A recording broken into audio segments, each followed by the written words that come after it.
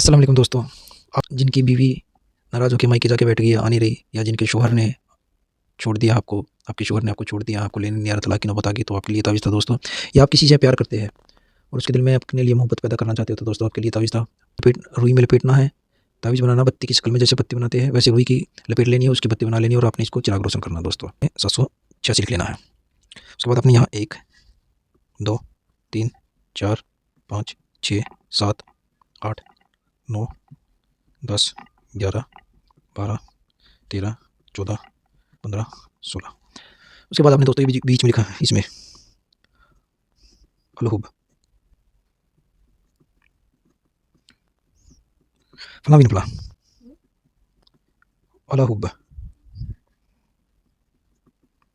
फला बिन फला, बिहक्की, या मधु।